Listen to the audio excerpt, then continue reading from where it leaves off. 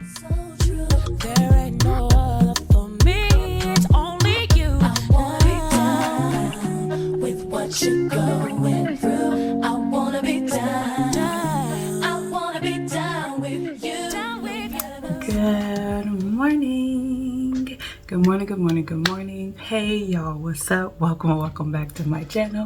My name is Derica and you're watching Shelf Love with D. Welcome back. I hope you all are having a good start to your Wednesday morning. The time is about 10 a.m.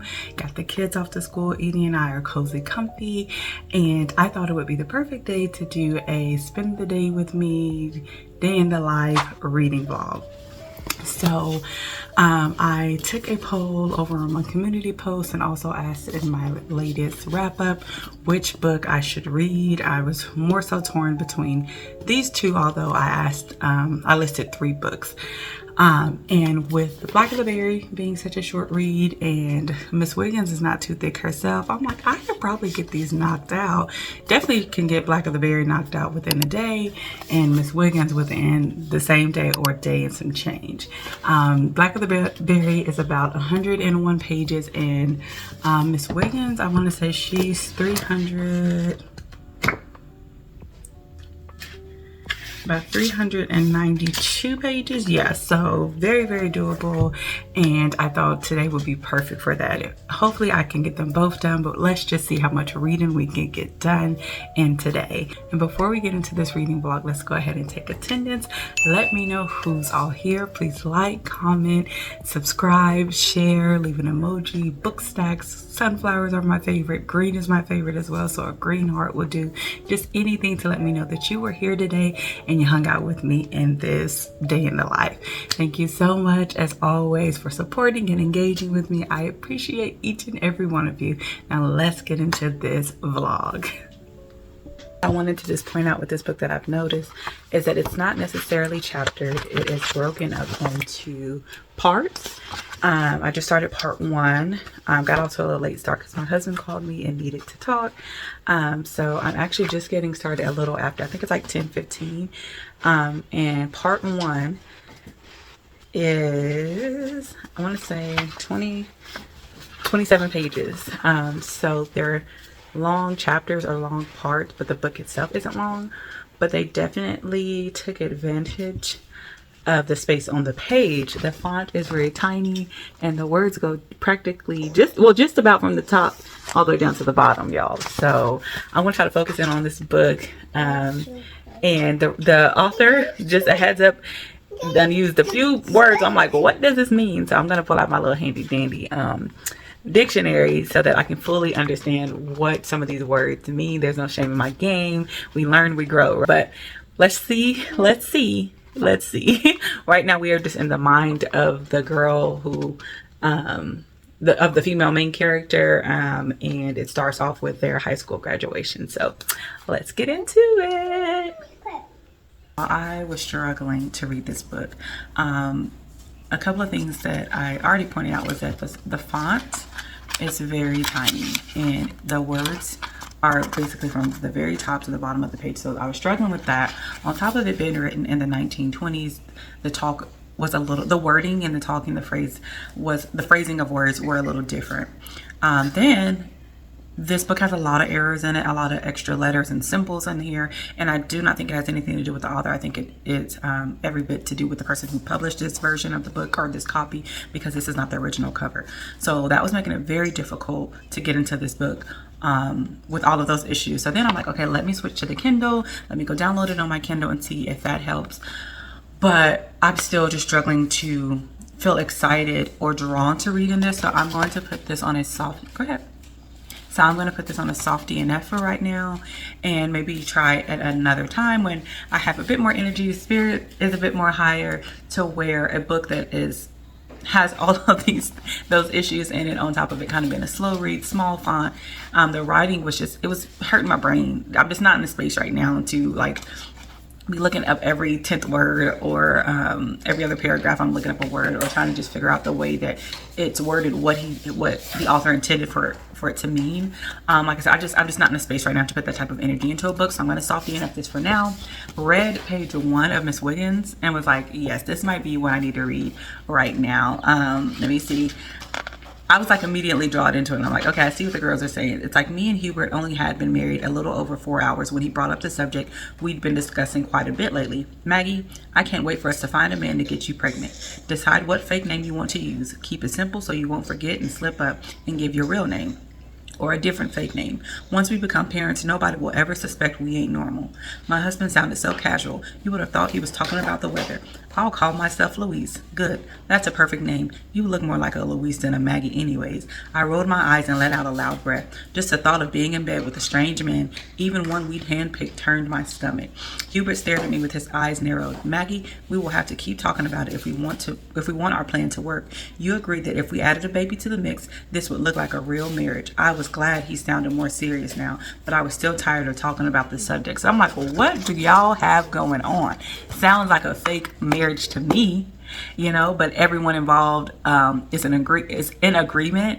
I don't know, maybe he is he's not a heterosexual and doesn't want people to know, so they are faking a marriage. I don't know, but it intrigued me enough to like, this is one I think this is going to hold my attention. I think I need something exciting, something messy right now, not no deep, dark, heavy reads. Yeah, I can't do it right now. So I think I need something like a psychological thriller right now, or some messy, good, fun time, or maybe even an urban fiction book, just for where the headspace I'm in right now. So yeah, I'm getting ready to start this one. As y'all know, I am buddy reading Tumbling with Miss Darnaya DeReese. We are both at the end of this book. I think she's on chapter 27. I'm on chapter 25. And I think I want to try to finish this out today, and possibly in this vlog. I'm thinking maybe finish Tumbling and then start Miss Wiggins. This is a slow read, y'all. This is a slow read. Like I said, I'm at chapter 25, and there are 30, how many? Let's see, 37, 38. There's 38 chapters in here, and I'm still waiting for the wowzer moment. So the cover is beautiful. It definitely is given that 90s, early 2000s black artwork that everybody's mama had on the walls in their home. I don't know if I'll be keeping this or passing it on to the little library. I'm torn between keeping it because she's a black author and, you know, one of those OG classics, and passing it on to someone else who may enjoy it. I just don't ever see me reaching for this book again once I finish it. But I'm undecided, so let's get into this vlog. Hopefully we can have a good steady pace of reading now, because we are trying to get better about DNFing books that are just not doing it for us. And unfortunately, Black of the Berry, I was very drawn in by the title of the book, which is what the intro was saying, that it drew a lot of black people to that book, Black of the Berry.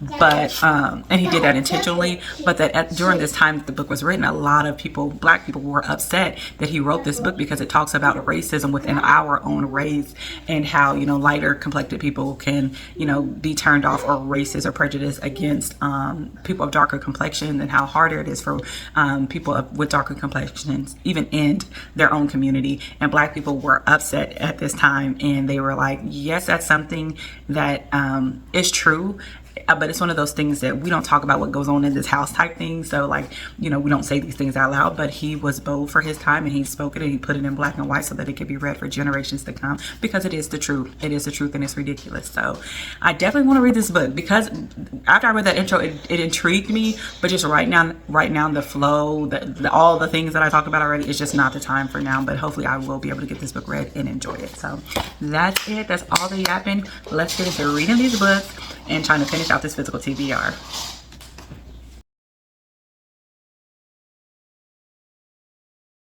James, the Lord don't want you hustling no pool. Yeah, well, I'm gonna have to work out understanding with the Lord some other time, Florida. But I'm moving on.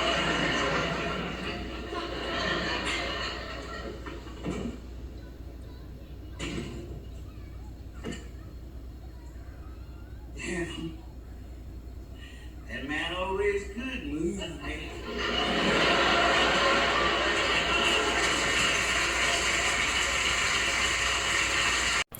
All right, y'all. So I have good and bad news. Good news is I finished Tumbling. I finished this book. The bad news is very, very, very disappointed in this book, and once again, very confused in the high ratings. Now, I will say, when I was looking through Goodreads, a lot of the high ratings were like years ago. So maybe it was the times, I'm not sure. I do want to save a lot of my thoughts, or the majority of my thoughts I'll save for my reading wrap up. I want to share some comments or some reviews that I found that basically sum up how I feel during my reading wrap up. But I will say this book very well could have been a novella, way too many pages long, too wordy. Now, with that being said, she can write a story. Her descriptive writing was amazing. Chef's kiss. It was done.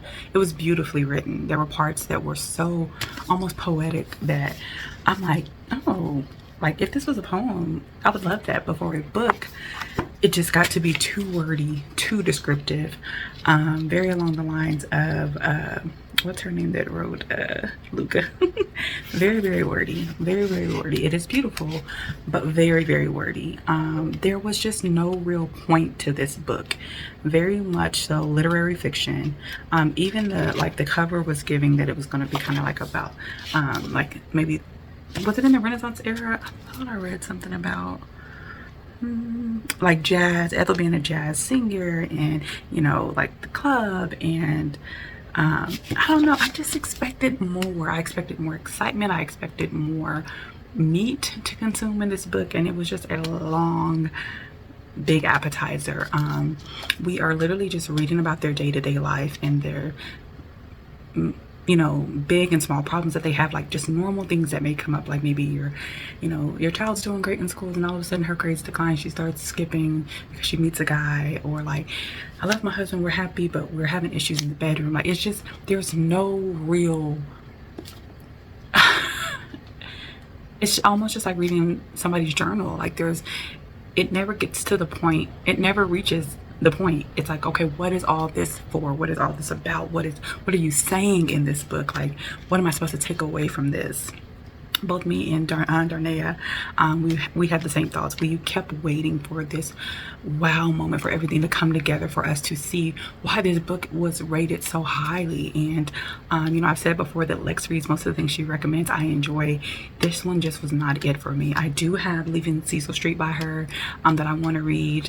I'm torn now on Tempest Rising, because when I was reading the comments and reviews on this book, they did also mention Tempest being very similar to this, where it's just like, it's boring, very wordy, very boring, written well. Like, the writing is done well, the descriptive imagery, like where you can close your eyes and picture what she's describing. She does that very well. I mean, I don't know if she has one or not, but she should have a book of poems if she does it, because she does that very well. But there were several chapters, several pages where I was telling Darnea, I finished a chapter and I was like, what was the point of that chapter? What did it add to the book? What did it add to the story? And then when I read the last page, I was like, after all of this, that's it? Like, this is how it ends? There was really no real like big reveal, no real like conclusion. Even the girl one of the girls in the story, she has a serious problem of like how she handles her anxiety. I don't want to give it away for anybody who may read it, but she has a serious problem with how she handles it, and it could cause great harm to her health-wise. And it doesn't come out until like 95th percentile of the book, and then it's just like, now we all know about it, and now what? Like, they talked about that problem throughout the entire book, dang near from the first chapter, and then once it comes out, it's like, that's it. Like, okay, now we all know, but like, what happens with that? What is next? It was just words on pages. It was, like I said, a diary entries, or it's like, oh, today we did this, and then Noon did that, and Herbie did this, and she got mad and that. Like, it's just, there was no meat, there was no, I don't know, it was very boring. And I know y'all think I'm being hard on these books. Wait till Darnea comes out with her review, y'all will see. It's not me, it's just the books I'm choosing, and it's so confusing to my heart and my mind, because the books that I'm not feeling, these are rated very high. But like, I highlighted a part, and like Darnea was saying, she didn't tab, and I didn't tab at all, but I did highlight 2 paragraphs just because I thought it was written like very beautifully. Like, she was describing winter. She's like, Philadelphia winters could be brutal. February was the worst month of all. The sun lied so. rolled out of bed with a wink and a smile across the sky as if it were going to do something, cut through the blustery air or at least melt the ice that settled overnight. Nothing though, just hung there looking pretty until it was time for it to go in, and anybody outside prayed that maybe the moon would do what the sun hadn't. And I just thought that was so beautiful, like the way she's describing those winter mornings where you wake up and the sun is shining bright and you think, oh, the sun is about to melt all the snow out here, all this ice, and it doesn't do anything but look pretty until it's time for it to go back in and the moon comes out, and we hope that it does what the sun didn't do. She writes very beautiful. She writes very beautiful. Her writing is beautiful. I just don't know if her storytelling is great, at least for this book. She also has another book called Lazzarato that I wanted to read. I still would like to read that because since that's one of her newer books, maybe, you know, her writing style got better with time.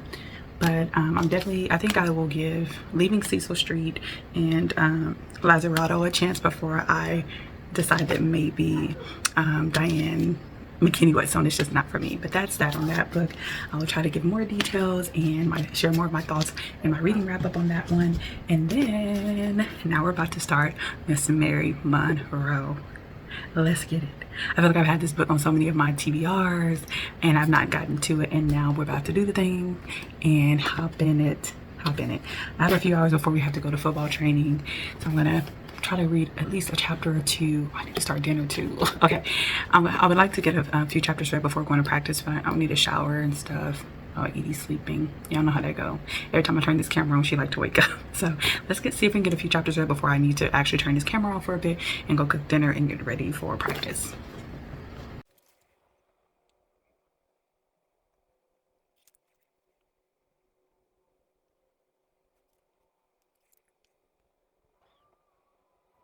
I got that blue fever, cold as ice till you get near. You're like another fire-breathing creature, but it don't burn how it appears. It's true, you could make me melt, but don't you forget it. Hey y'all, good morning, well afternoon. It is the next day. I think I left off on telling y'all that I was starting Miss Wiggins, that I was loving it so far, and then I had to go to my son's like football training. So I have been reading it off and on since then. Really enjoying this book. Love the short chapters. I said this before, I don't care if a book had like 40 chapters. If they're short, it doesn't bother me. I don't care if a book had 50 chapters. If the chapters are short, it doesn't bother me because it feels like I'm breezing through the book by seeing the chapters change, and it helps. It adds to the enjoyment of the read. I don't know if that makes sense or not. I think it's something only another book person understand. But you don't want to feel like you're reading a book forever and not making any progress. This book is true to Mary Monroe's style of just kind of messiness, that southern feel. I am on chapter 18. It looks like it's 49 chapters total, and I am at the part where Miss Wiggins, honey, has just found out that her son is crazy over an older lady, and seems like she's not gonna have that. She's not okay with that. But y'all, this book is so good. I love Mary Monroe. Like, she is an auto buy for me. Like, I want her whole collection just because it's just a good time. Like, and it's well written. And it's always in the South, so it just is going to give you those good Southern home feels. But so far, so good. Definitely a page turner. I don't know if I will be able to finish it today. I would like to, but if not, I should definitely be able to knock it out tomorrow, and then be able to share my thoughts on this with you guys. So, what was your most memorable part about this book? What part do you still think about, or if it crosses your mind, you laugh at, or you still cry about, or feel sad about, or like appalled, or whatever? Let me know down in the comments. This book is such a messy good time, has all the tea in it, and I would just like to know, for all the girlies who have read it before me, what was your most memorable part from this book? Let me know down in the comments. All right, so I'm about to get this book read. I got dinner going. I'm trying to get that done early so that I can just read, and I will check back in with y'all in a bit.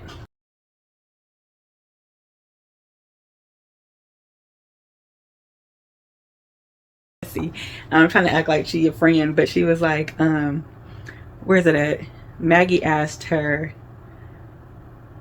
What she say? I can't believe my child is involved with that family. Why you ain't told me this before now? As close as you and Claude is, I thought you knew. You told me yourself that he don't keep nothing from you. I was waiting for you to tell me about it. And this is definitely giving, you was feeling some way about her saying her and her son is so close that he don't keep nothing from her. And you're like, well, how you don't know about Miss Daisy? So definitely giving, even though she's trying to play all innocent, it's given that she's being messy. I don't even care as long as you're waiting, playing in my day. I'm so, yeah. What everyone said, I'm all in. I couldn't care less as long as you're true leader. But not obliged, promise to please you. I get where Maggie's coming from, because like I said, I try to stay in the, live and learn. But if my child was dating a woman 10, 11, whatever years older than, that's so good, dating somebody way older than them, I would be concerned too. Like, for one, that my child is possibly being taken advantage of. I don't believe that. I'm not one of those people. Like, I know that people can fall in love and have like wide age gaps. I know that that's the thing, but as for my child, I would be concerned, especially if they haven't really lived, they haven't really dated, they haven't really, done life to figure out what they want. Like, because right now he's like, all these young girls are silly and stupid. I need somebody who already knows the ropes. I would just be concerned. And she's a woman, she has like, kids, and I have told y'all before, I have a blended family, so I'm not against blending families or like accepting children who are not yours. I just think it takes a certain type of maturity and mindset and age to be able to take that on. But what do you think? Like, if I don't know how old she is, I can't really say exactly. Let's say the woman is 36 and your child is 18. Like, what would y'all think about that? Or let's say your child is 21 and the woman or the man is 36. What would y'all think about that? Like, for you with your kids, is there an age gap that's too far, or are you pretty accepting? Let me know. Oh, that's so good.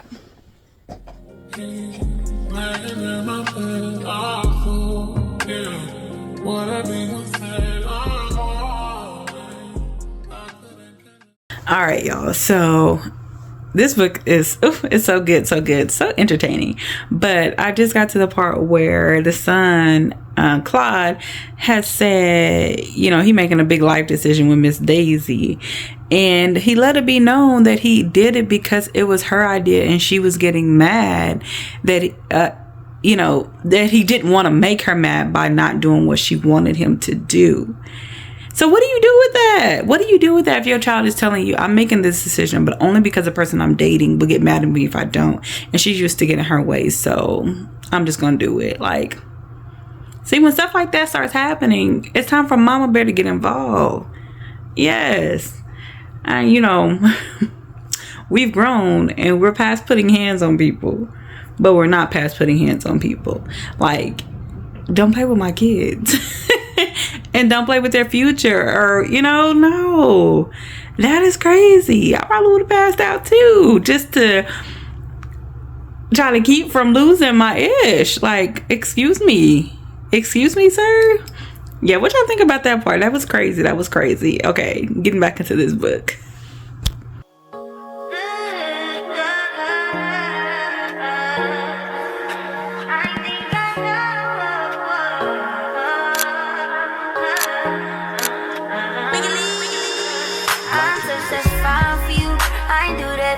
Times again I testify for you.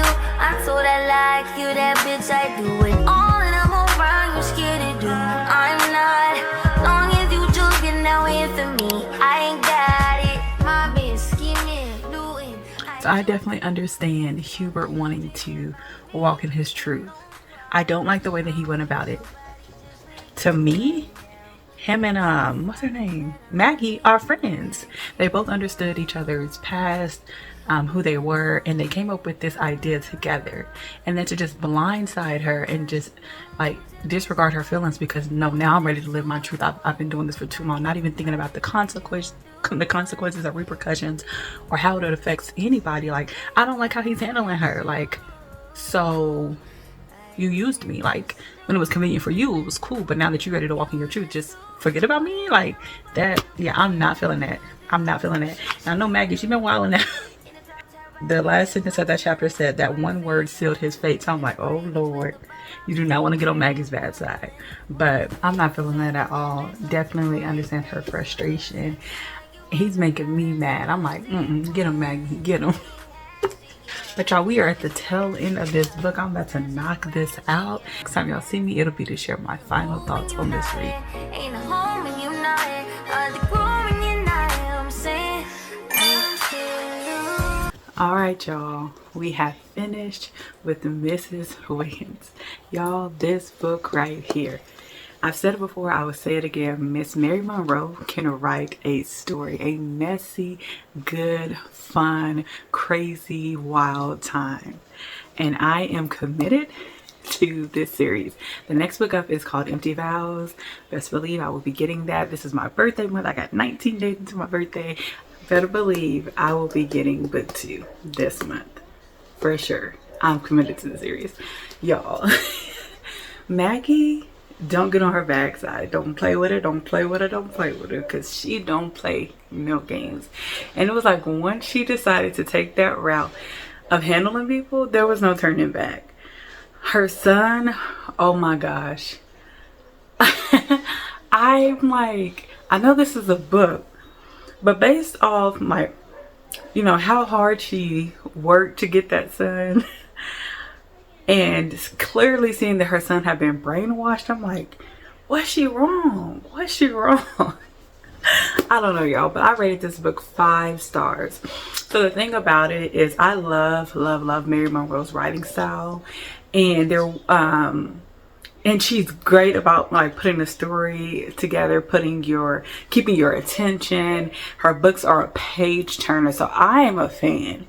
I don't know, I was going to say, I don't know if I'll ever rate any of her books lower than a 5. But of course, if I don't enjoy the experience, that's the thing about Mary Monroe's books, is the overall experience, the feels, the mess that's going on in her book, the depth that's in her book, the real life things that goes on in our homes, our minds, and things like that. It's just too good. It's too good.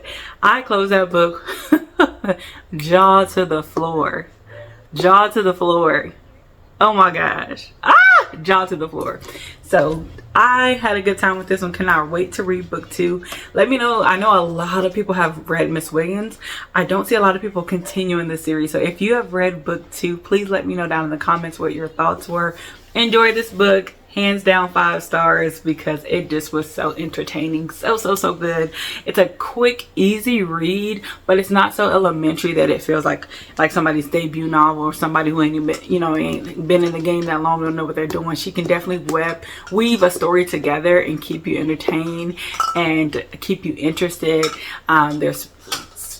There's usually several characters in her books, and several that you love, a couple that you may hate or have feel indifferent to.